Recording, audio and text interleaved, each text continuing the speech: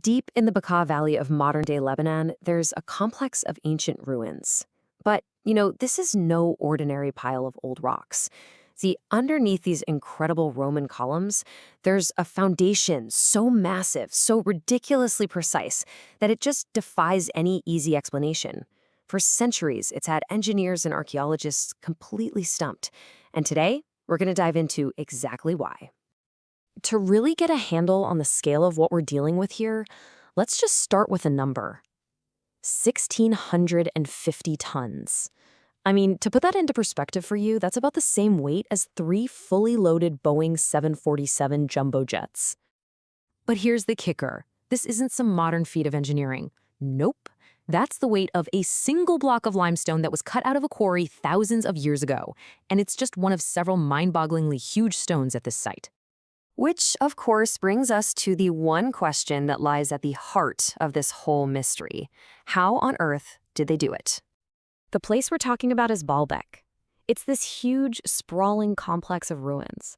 And while it's famous for these absolutely stunning Roman temples, the real head-scratcher, the real enigma, is what's buried deeper, the colossal stone platform they decided to build on top of. So the foundation wall of the main temple has these 3 gigantic stones known as the Trilithon. Each one weighs around 1,000 tons. But get this, in a quarry nearby, there are even bigger stones just sitting there, unfinished. You've got the stone of the pregnant woman, the stone of the south, and then the forgotten stone, which they just found back in 2014, tipping the scales at that incredible 1,650 tons. And these stones weren't just cut and dropped. The Trilithon blocks were somehow moved over a kilometer and then fitted together with just breathtaking precision. So who could have possibly pulled this off? Well, the most common, widely accepted explanation gives all the credit to the undisputed masters of ancient engineering, the Romans. And it makes sense, right? After all, they built their biggest, grandest temples right on top of this very foundation. Back in the Roman era, Baalbek was called Heliopolis, which means City of the Sun. Around 15 BCE, they started building this massive sanctuary to their god Jupiter. And this wasn't just any temple. It became the largest religious building in the entire Roman Empire. It was a huge statement of their power and ambition. But you'll have to understand, the history of this place goes way, way back. We're talking about evidence of people living here for over 11,000 years. It was a major religious site for the Phoenicians, who worshipped the god Baal. That's actually where the name Baalbek comes from. Then it was conquered by Alexander the Great, and only after all those thousands of years of history did the Romans finally show up to build their masterpiece. And this deep, long history is what brings us to the central debate. Was the entire platform, including those 1,000-ton Trilithon stones, a masterpiece of Roman engineering, purpose-built for their Temple of Jupiter? Or did the Romans arrive to find that an even older, more mysterious structure was already there, just waiting for them? Okay, so let's start with the mainstream view. The evidence that backs up the Roman construction theory is logical, you can touch it, and honestly, it makes a really strong case. So people who back the Roman theory suggest a method that, look, while it would have been incredibly difficult, it's not technically impossible. They think the stones were cut out and then placed on these huge wooden sleighs, which were then dragged over a path of rollers. To actually get them moving, you'd need massive teams of men powering these complex systems of winches and capstans. We're talking tens of thousands of laborers all working in perfect sync. It would have been one of the most ambitious engineering projects of all time. And there's some hard evidence to back this up.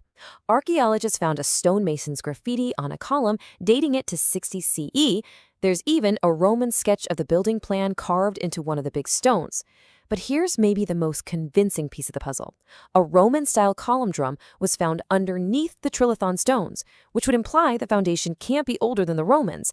And to top it off, the quarry is actually slightly uphill from the temple, which means gravity would have been helping them, not fighting them.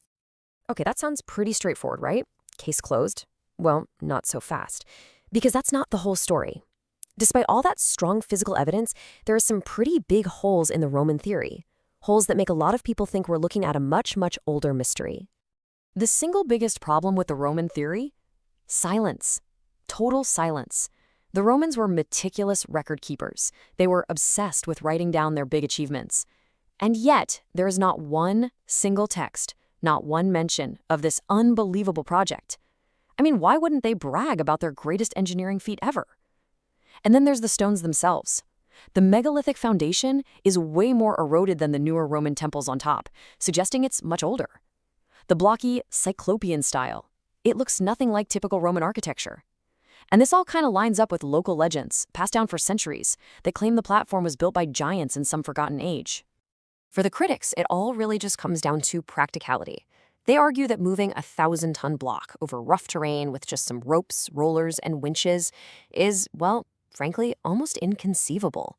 The logistics of coordinating 40,000 men, that's an entire army's worth of labor. And the insane forces involved, it pushes what we know about ancient technology right to its breaking point. Michel Alouf, who used to be a curator at the site, really captured the feeling perfectly. Standing in front of these stones is it's a humbling experience. The scale is so far beyond human that it feels, well, almost impossible. So where does all this leave us? We're left with two really compelling stories, right? Each one has its own evidence and each one has its own problems. This is a genuine historical enigma, and there is no easy answer. On the one hand, you've got the archaeological finds, the graffiti, the sketch, that column drum, and they all point directly to the Romans as the master builders. But on the other hand, you have the stones themselves, their impossible size, their apparent age from the erosion, and the complete lack of any written record. All of it just screams of a much deeper, much older origin story. And in the end, that's the real question that Baalbek leaves us with. Are we looking at the absolute pinnacle of Roman engineering genius? Them pushing their skills to the very edge of what was possible? Or are we looking at the ruins of a much older world, from a civilization with capabilities we just don't understand anymore, whose story has been completely lost to time? The stones, well, they aren't talking, leaving us all to wonder.